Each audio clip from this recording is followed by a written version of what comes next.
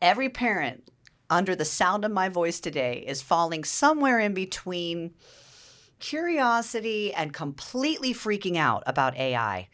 I got friends who have just eradicated it from their household. They don't even want to talk about it. It doesn't exist. I've got friends who are like, the world is changing. No big deal. I don't know which one you are. I do know that your kid is 50 steps ahead of you, and we are all just trying to protect them from a world that we don't even understand. Welcome back to This Is Now, Parenting Teens Today. I'm Tiffany Dogie, President and CEO of Children's Harbor, and today we're going to have a real conversation about AI. How is technology shaping your child's brain, the way that they view relationships, the way that they view themselves, the way that they view the world? And we have three very different perspectives, community leaders joining us today. Dr. Laura Ellick, a clinical psychologist and host of the podcast From Mayhem to Mindset with Dr. Laura. Hi. Hello. It's nice to be here. Greg Havis is the founder of the Top of the Middle program. He's an SEL specialist, a teen mentor, and a longtime parent educator and advocate with the Broward County School System. Thank you for being here today. Thank you for having me.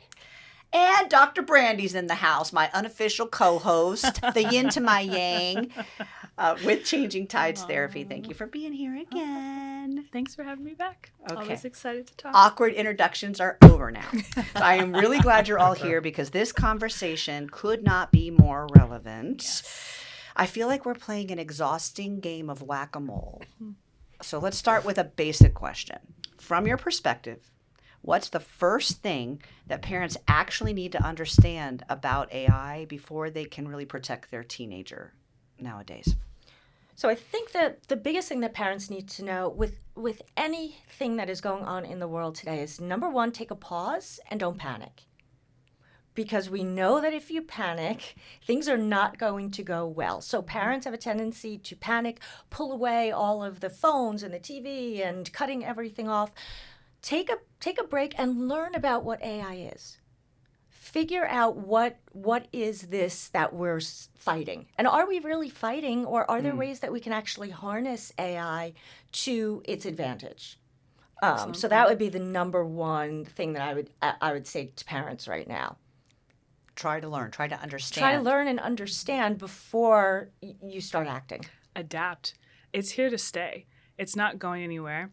It's being implemented in our kids' learning. I mean, teachers are using it in school, so it's all around them.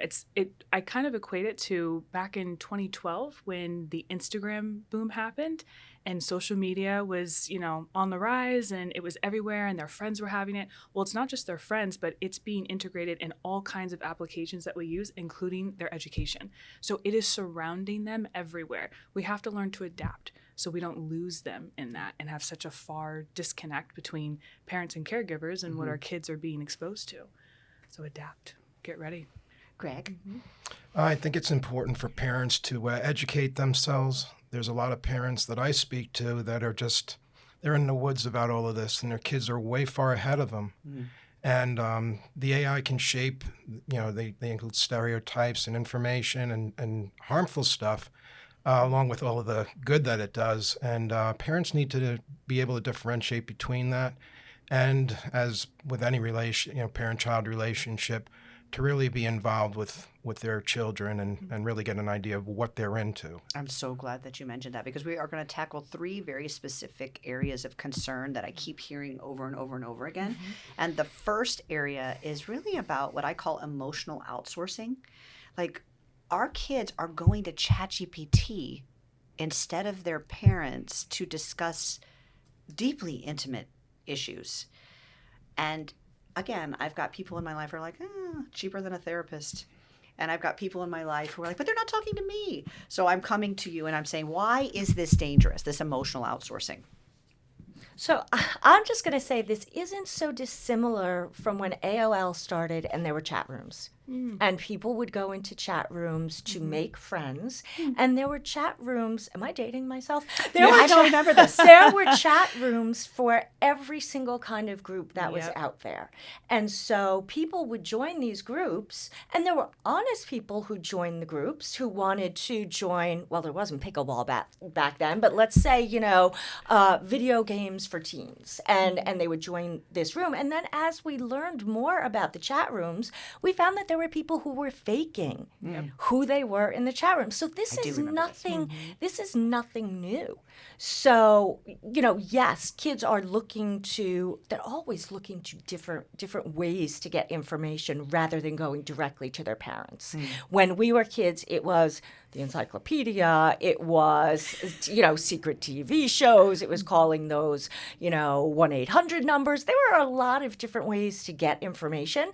So I think AI, as you were saying, is just, we have to adapt to it. It's just another way that kids are going to try to use to fulfill certain needs. Now, there are concerns about it because I've tried the therapy AI, and some of the advice that came out of there was horrific. And there was an incident with the National Eating Disorder Association where they had to pull back because the information that came out on their program was diet culture and was urging people to engage in behaviors. So we do have to be mindful. But I think, we're going to see more and more and more. And people are saying, this is it. This has been going on for years. Okay. No, excellent point. I think that with AI, ChatGPT is a big one, but there's a lot of different AI platforms now. It's constant validation. They're not being told no. Like there's not like a challenge there. And going to their parents, there's a level of fear, right? Of, am I going to be judged? Is there going to be shameful language? So it's sort of like, for me, what I tell parents is create a safe environment so your kids want to go to you versus going to AI. Now, it's not always going to work because, again, AI is out there. It's in your face. But teaching them, the struggle. So real relationships can feel very risky. If I'm having a conversation with AI, then they're going to tell me what I want to hear. It's constant, validation. They're not telling me no. It's, reaffirming a lot of what I'm saying. But when I go to you and I have a conversation, you might push back. Yeah, you might tell me what you think, and you're going to push back. Kids get worried about that. Yeah. So I think it's really important to make sure that, to tell parents and caregivers that make sure you ensure that you're having a safe or creating a safe environment so your kids, want to go to you for these heavy topics and conversations and not always to the AI chatbots. That's my issue with this. My issue with the ChatGPT therapy, the ChatGPT, I probably am going to get called out for calling. It's not about ChatGPT. It's about AI, okay? But nobody's disagreeing with them. Right. They're constantly getting affirmation, and the program is, I believe, I'm not a developer, that the algorithm is designed to flow with whatever is going to be received positively with the receiver, So these kids are growing up with an inability to tolerate anyone else's opinion. Oh yeah, they have the frustration tolerance. Like that's an important part of this they need that their growing brains need to be able to be challenged. And if they're not going to be challenged, then they're overly reliant on validation? AI and technology. Yeah, validation starts to turn into, if you're always validating me, then you're on my team. We're connecting. So they misuse that. Then validation starts to feel like connection in a way. And then disagreement. If somebody doesn't, and I didn't connect it to AI until quite recently, but if somebody doesn't agree with you, they're so offended and they just cut them out. Like they have no ability to. Nobody can do repair work. Thank you. They have no idea how to do repair so work important. right now. What's interesting, though, is when I was playing around with the AI therapist, I put in just some horrific detail, like the story that I was going through, to make it sound like it was a typical someone who's depressed or whatever.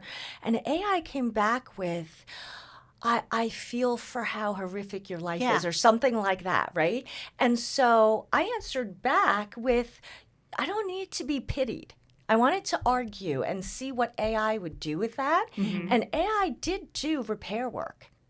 which was kind of interesting. And so, is there a possibility, and I'm just throwing this out there now, of using AI in a way to teach kids that social piece of learning how to speak up and see what happens with generative AI? Can you do that repair work? Because AI came back and was like, I'm so sorry. I didn't mean to offend you. Is there a different way that I can phrase it that would be helpful? And I'm like, all right, that's Okay. not too bad. But it With took. proper safeguards, I'd say. Right. Okay. Yeah. Feel free. I know we're dominating. Feel free. Come on, That's jump in. okay. Jump in. Real intimacy involves risk, the possibility of being misunderstood. It seems there's a sort of artificial empathy, maybe in time, based on what you said, that'll correct itself. But um, there's not a real exchange of emotions. Most people generally, when they're in an emotional relationship, there's feelings, there's repair work, there's things people say back and forth that they probably shouldn't have said, need to correct themselves, apologize for, etc. It's an artificial empathy. It's not a real. It doesn't take the place of a human. loving, caring human, especially since we're talking about parents. But it's not. It's certainly not. I can understand why they would go there, towards that, especially if they're being shut down, ignored, constantly, feeling that they don't have the replacement for that AI chatbot that they're talking to at home. They want to be validated. They want to be understood, and they want to have that exchange. And it's a shame that there are a lot of parents out there that aren't providing them with that, and this is the path of least resistance. I don't know if they know how, which leads to my next question. Like, how do you create a space where your kid's naturally going to come to you instead of this chatbot that constantly agrees with and provides validation? And like, what's missing? What does this say about the homes that we are creating? Although you just said kids have always looked for a way to get answers, not necessarily from their parents, but on their own. But are we doing something wrong? Are we creating homes or spaces that are just not safe enough? We're not staying as curious as we can be. Curiosity is going, and I think we touched on this in a prior podcast, but curiosity is always going to lead to a better conversation with your kids. Stay curious with them. Instead of saying statements or, asking questions or things like, why would you do that? What about that topic were you looking for? Like, what are you asking AI? Like, what is it that you're trying to explore? Stay curious. When you make some of these really harsh, judgmental, and shameful statements to your kids or comments, it shuts them down and their walls go up. Like, if I come to you, Dr. Laura, and I'm like, I don't understand why you would ask an AI or artificial intelligence such a serious question. Like, why would you even do that? How does that make you feel? Does that not kind of make you feel like, oh God, why did I do something wrong? Like, your walls go up. That's how parents and caregivers sometimes can approach some of these conversations. So that's why I say stay curious when you're trying to build that safety net so they want to come to you. If not, and you're being so judgmental with your responses, it's going to shut them down. It's the same thing if you were to go to your boss or, one of your best friends and like, why would you go back to the ex-boyfriend? That's horrible. He's just going to do it again. Right. Yeah. They want to be Okay. seen and understood, and 100%. and without judgment. Yes. A parent coming into them saying, "Snap out of it," or "You're right. overreacting," or You're too sensitive. Are you having your Oh, period? you keep droning on about that. You're just going to drive the kid away anyway. Right. If it's not going to be some chatbot, it's maybe going to be some friends or people who really aren't in a position themselves to help them through their struggles emotionally. One of the wrong things I'm peers. thinking of, though, is a more global issue, because let's look at what parents are struggling with right now, right? We're in a post-COVID world. There's so much anger. The economy is uncertain. People are in usually two-income families. Two parents are working very, very hard, or they're single-parent families. At the end of the day, parents are burned out. They are fried. And so at the end of the day, patience is thin. And Sure. I have to give some grace to parents that sometimes they just don't have it in them. And of course we can teach them skills for that, but I also have a lot of compassion for people who are absolutely stretched thin. And a lot of times growing up in the generation where we were just thrown outside and told to fend for ourselves all day, right? That was one of the reasons why we looked to friends and looked to other ways to get information. It was a different kind of environment, but still the same sort of thing where our parents were doing other things. And parents, I feel so awful for them today. They're working so hard and they are competing with computers, with phones, with clubs, with friends, with academic pressure. It's a lot. It is. In fact, the next episode that after this is our first one back. The next one is called the pressure cooker, because what happened? Yeah. Why didn't we learn our lesson? We had this moment to exhale, which was, I mean, obviously it's a pandemic, but it was still a moment where we had a chance The pause. to pause, and I'm not going to live like this anymore. And we didn't just come back to normalcy. We amped it up. You go from Zoom to Zoom to Zoom to Zoom to meeting to meeting to meeting. There's no time to breathe. There's no time to have coffee. There's no time. Much less to spend time with your kids and be curious.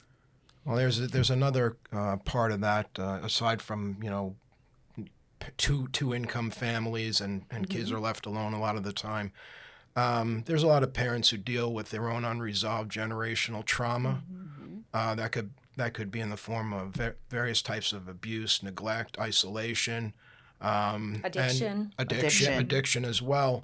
And even the most well-intentioned parent who's been through substantial generational trauma of their own can say, well, when I have kids, it's going to be different. They're not going to go through that. But subconsciously, that vicious cycle repeats itself anyway. And the parents could say, like, or rationale it to themselves, like, well, I'm done. I'm done with that trauma. But the trauma may not necessarily be done with them, and they're going to go on and have children and just perpetuate that ugly cycle all over again. Okay, issue number 2, because we only have so much time on this podcast. Okay. We're losing the ability or critical thinking, the death of critical thinking, the rise of the shortcut. When your kid can just type in, write my essay or explain this, they're never actually learning how to learn. And so the concern is that access to information is not the same thing as understanding. And so let's talk about what the long-term risks are when kids stop practicing the art of figuring it out, and how that's changing their brain's ability to tolerate not knowing and working through it. Mm-hmm. That was a long question, man. I was like, you can take a minute if you need to. I had to have notes for that one. I was like, it is a long one. But It's like harmful. It's harmful because they are. I mean, one of the notes that was written was to ensure that you're kind of asking for your work, right? Like, show your work. One of my colleagues, I love that he does this in academia. He's a teacher, a professor at a college, and he will, on the first day of every semester, because he teaches in English, he will sit there and have all of his students give a writing sample. He doesn't really phrase it as a writing sample, but he gives them like an initial assignment, and they have to do it right then and there in class. And then he uses that as kind of a rubric for all of their assignments that they turn in throughout the semester. Because if all of a sudden their writing becomes this eloquent, just out of the norm, right? He's sort of, he'll use it as an opportunity to call them in and say, hey, looks like your writing kind of improved, but by a lot. Let's compare here from what you first wrote to here. And that kind of gives them an opportunity to have the conversation. Are you using AI to learn, or are you using AI to look good? Because they are two completely different things. If you're using AI to learn, that's different because, there are great opportunities that AI has presented. But if you're using it to look good, you're not learning. You're missing that entire part of, sitting in it, critically thinking, and actually taking away something. So it's hard, but I do like how he incorporates that. it's interesting because I teach at the college level too. And on the first day, I talked about the policy for AI and ChatGPT. What's so interesting is the kids that I happen to teach, they're not using it. And I'm encouraging them. I said, I had to give a grammar lesson because I was saying to the kids, they're writing now how they text, right? And so that I think is the biggest thing. And I was telling them, I'm not teaching English, I'm teaching intro to psychology, but I was talking to them about, I love your ideas. I love that you guys are writing such great things, but let's figure out how to use some of these programs to polish it. So it looks like you didn't just send a text. Like, make sure you can throw it into a program that will catch that you abbreviated really as RLY, right? Really teaching them that the You ideas do are not yours. get reports with really RLY. You don't. Yes, I do. They turn them in with acronyms like Yes, that's how habitual it's become when the kids are typing. It's habit, and they're not proofreading, right? And so we're working on that with these kids. It's like when you get to the real world, spelling counts, guys. Yes. Grammar counts. Yes. And someone is going to look at your cover letter, and if they see that you used RLY, they're going to toss it. Oh my goodness. But I do praise them because you can tell the ideas are all theirs. They're writing like they speak as well. And so we're looking at refining it. So I'm seeing the opposite, which I find really, really interesting because I expected all of the kids to just throw everything into a program, and they haven't been. So I'm curious about that, why that's happening. But I think it could be a tool. Go ahead. Well, I think just having answers at the ready really kind of limits their cognitive abilities, and they can't think through something. They just want that. I want the answer right now. And unfortunately, when they go for a career, they want problems. People are going to employ these kids want problem solvers. They could get anyone to collate information from AI. They need to, how can we make our product, our services better? How does this happen? And if they're just going to be out in the woods on that one because they're so used to having like they almost don't have to think for themselves. They just need to ask the right question. Well, that's not going to, unless you're struggling with something and you're reducing it down in your head and you finally get the answer, that's a lot different than just having the answer given for you. Well, that builds confidence. Yeah, the struggle builds confidence. Yeah, in kids. and they just get totally like burnt out, and nervous, and they don't know. Overwhelmed. They're overwhelmed by it. They don't know how to go from A to B without that AI in the middle to get them to A to B rather than thinking it through. It's AIB. It's AIB. I view it as the baby sea turtle issue. I really do. Do you guys know about the baby sea? You know, really? No. Oh my goodness, I'm so excited. So I was born and raised in Miami. So this is probably normal to me. But when baby sea turtles hatch, you're really not allowed to, your first instinct is, oh, let me help you. You want to pick up the baby sea turtle and put it in the water. But the actual, oh geez, I'm not an academic, but there's a process involved with the baby sea turtle. They need to struggle to the water. It's how they build strength. It's how they build the capacity to survive when they get into the ocean. Is that path from the nest to the actual seaside. So all you really, legally, you're not allowed to pick them up and help them. But what you need to do is protect the predators from around them because the birds try to get them. But the process of them going from nest to seaside is what gives them the capacity to survive. So now one of you brilliant therapists can make that into a teaching lesson right now. How does that apply to no? That's how I view it. Well, problem solving, it builds more neuronal connections. Exactly. More neural connections and more neural pathways. So that struggle and sitting in that discomfort is so important. It goes back to that frustration tolerance. Like, I need to feel frustrated and sit for a while and think about, well, if this didn't work out, how do I do this? And if they use AI, which, and again, in schools, they are starting to teach them how to use it, which is fine as long as it's done in an ethical way, then that learn to show the work, right? Like, don't just give the answer, talk about the steps and how we got there. So that problem solving is so critical because it's what's building their brains, but walk through the steps of how we got there. Don't just hand over the answer, because then it takes away the entire learning experience. That's not just like at the the sea turtles. I'm sorry. No, go ahead. That's not just at the academic level, but parents in their efforts to understand their children and AI, they can ask them the same thing. A lot of I always check my son. I had to check my son's homework. That was kind of required back when my son was in school. Yep. I hope I'm not dating myself. No, it still But happens today. if the parent doesn't, well, show me how you got that answer. I'm really interested. Show me. Number one, it's something that they can share, and the kid can instruct the parent. The parent learns from that.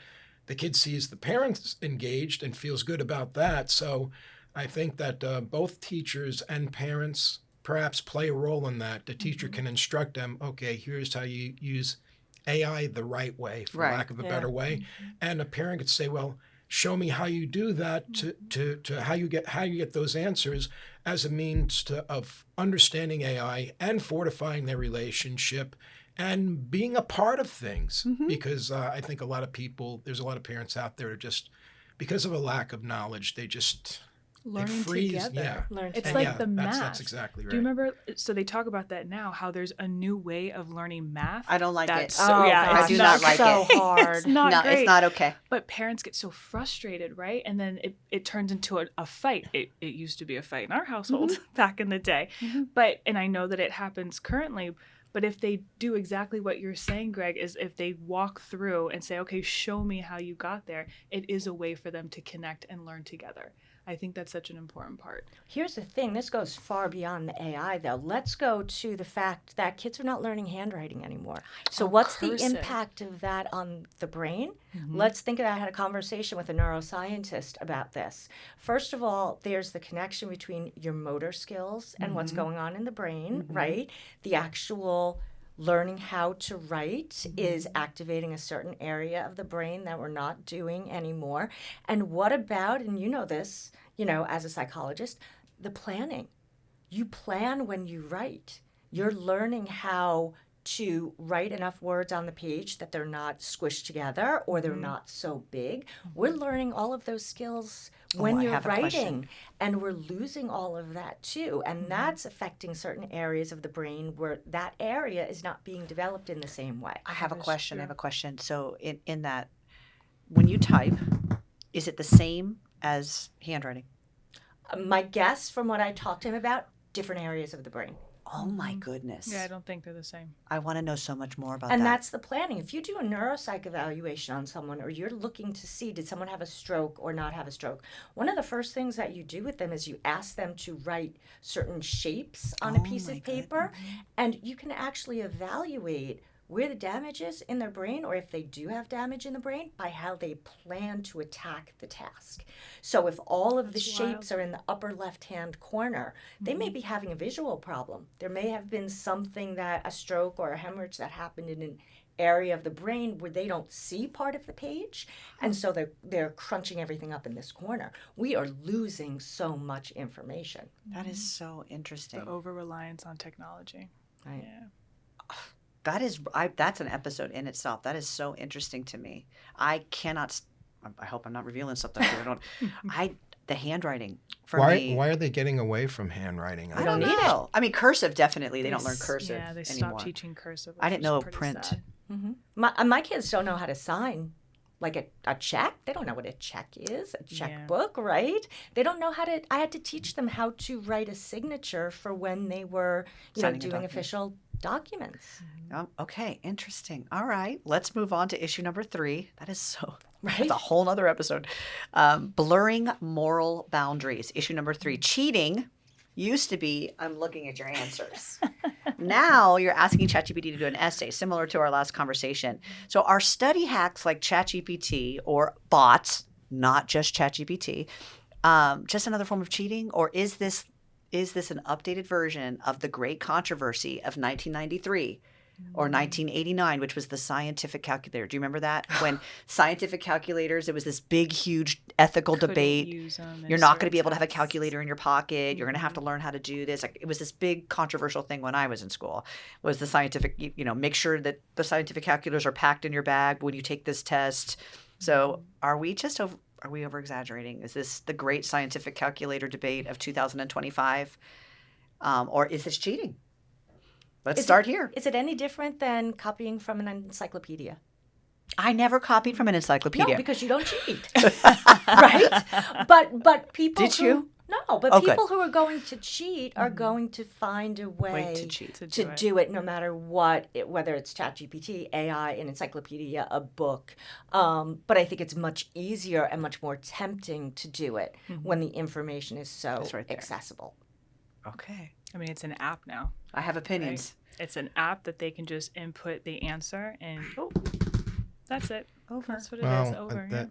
there's a simple rule for kids. If they wouldn't feel comfortable explaining how they did it, Right. maybe they shouldn't be doing it. That goes back to explaining your work. But also, again, to the point that I had made earlier is, did you do this to learn or were you just trying to look good? And then call them out on that. Like, this is why this isn't great because you want to look good. Like, what did you learn in this? And it's not to shame them. I'm not telling parents or caregivers to have the conversation and say, look, you can't even explain to me how you got here. That's not going to be a helpful conversation.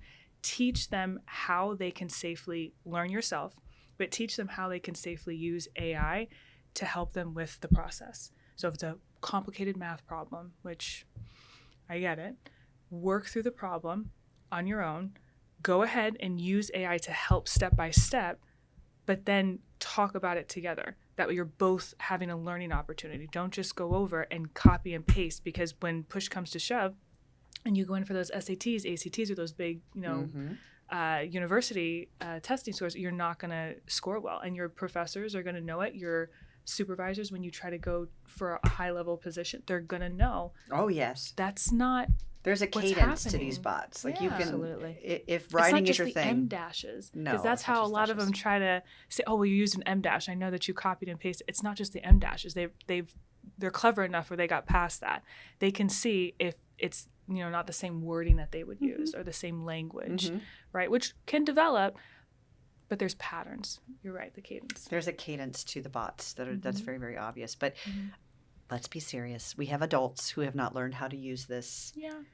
Right now we're in the season where we're all learning AI at the same time. So when you have a parent that's copy pasting their work assignment without using it as a resource, there's a difference between using it as a resource and using it, just get it done, copy paste.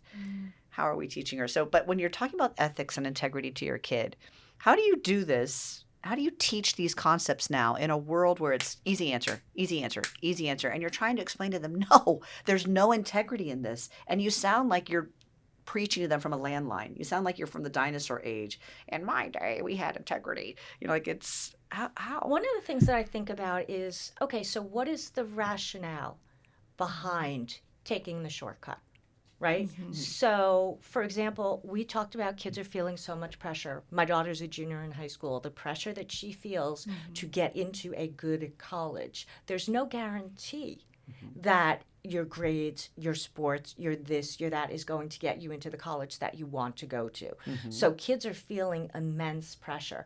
I do think that parents can really sit down and talk about the negative impacts of AI on the future in terms of loss of jobs, how AI is actually replacing people, really look at the implications of why it's so important to still develop skills, because there are certain skills that AI is just not going to be able to replace. And so educating your kids also about why it's so important to do things the right way, to learn the skills, because eventually they will be in the real world where you're going to have to show what you've learned.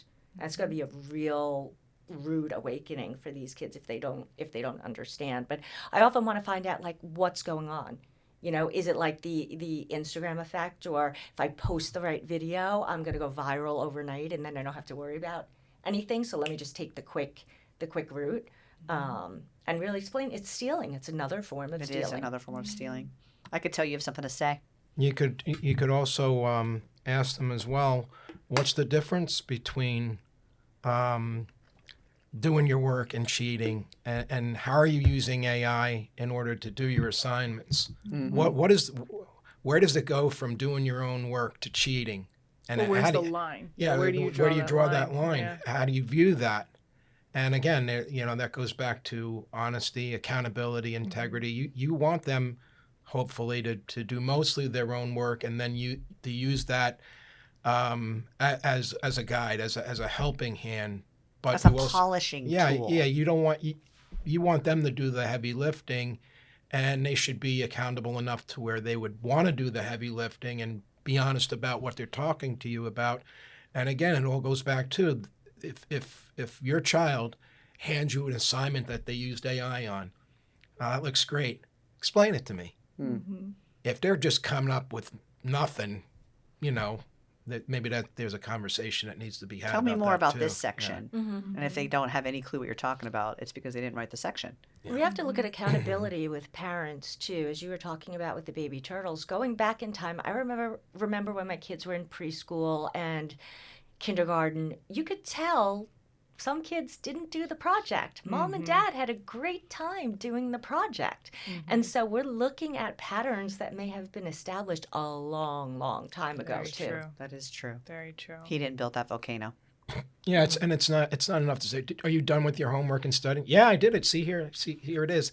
That just doesn't cut it anymore. They're always going to You want to gotta- play. They're yeah. never going to want to do the You stuff. got to go All right. take that a step further. I like 1,000 having pound them stand out, though. I'm sorry. I like how Dr. Laura had mentioned the teaching them of the skills and showing them how AI will take over some jobs. We're already seeing it, but teaching them how learning those skills will make them stand A out. better candidate. Right. Exactly. That integrity and learning. Sorry, I didn't mean to cut you off. No, it's fine.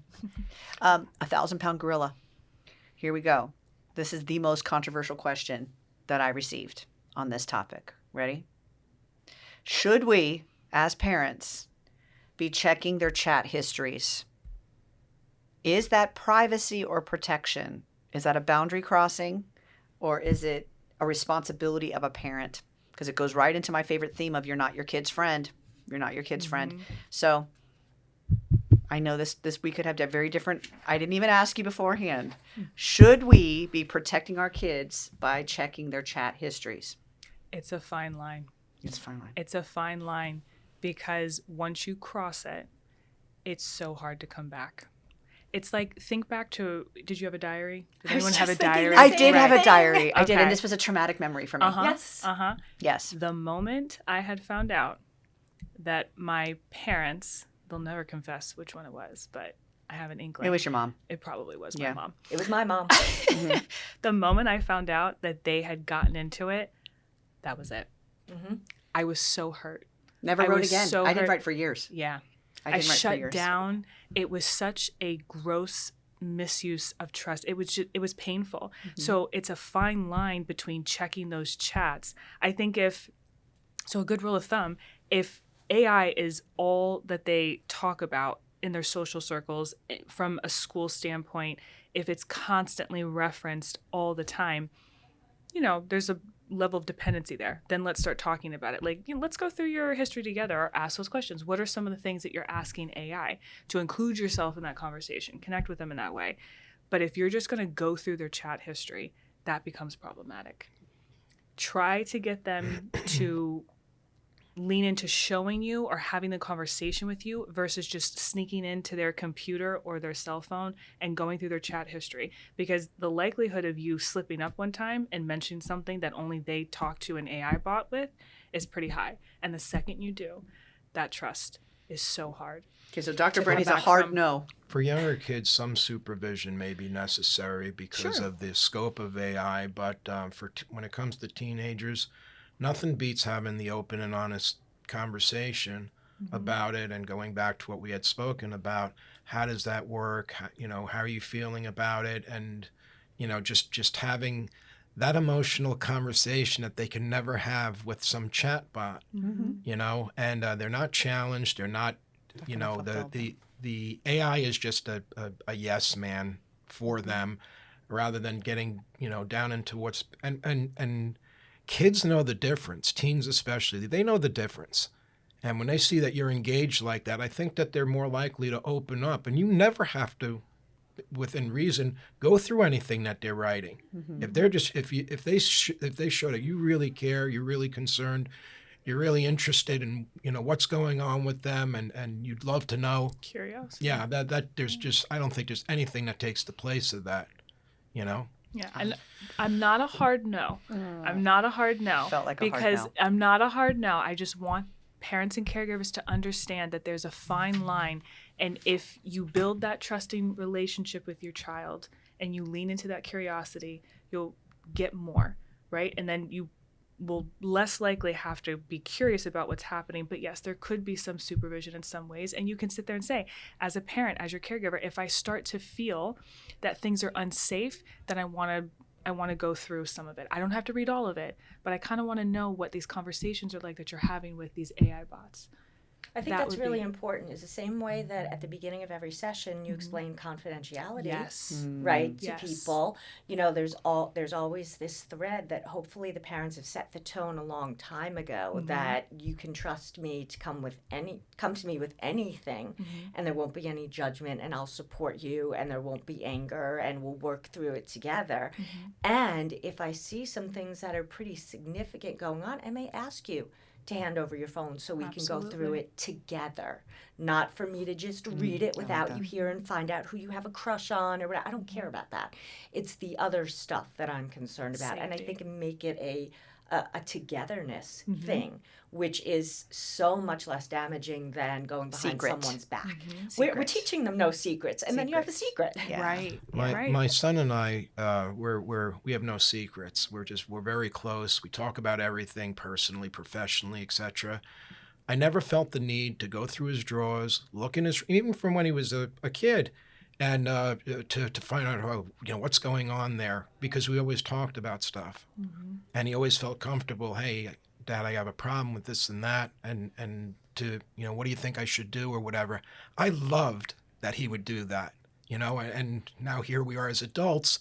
I'm trying to be like him when I grow up, and I go to him and I say, I have this situation. What do you think about that? So I think when you develop that with your kid from a young age, it's really helpful by the time they become teenagers. If you're just judging them or dismissing them or whatever, the whole time they're growing up, and all of a sudden at the teenager, you're coming in as the doting mom or dad, it's just not going to cut it. And they're probably going to be less willing to just, not just resentful, but they just want to avoid having to talk to you if you're just going to judge them, shut them down, or, why can't you do this or that or whatever. But you're constantly yapping at them because your kid prefers you. Your kid, if your kid, when it comes right down to it, they prefer you over a bot. Sure, They're you're the first line. they're desperately wanting you and your time and your attention and even when they're 16 and all they do is grunt at you, they really do want your time, your affection, your empathy and compassion, which you're not going to get from an AI chat bot that's just yesing you to death and really doesn't have the empathy quotient in the way that teens really need it. That's not the connection that they seek. Ironically, they're trying to seek a connection in something that'll never give them the connection when the person, their mom or dad, is in their house as well and can give them that connection readily at any time.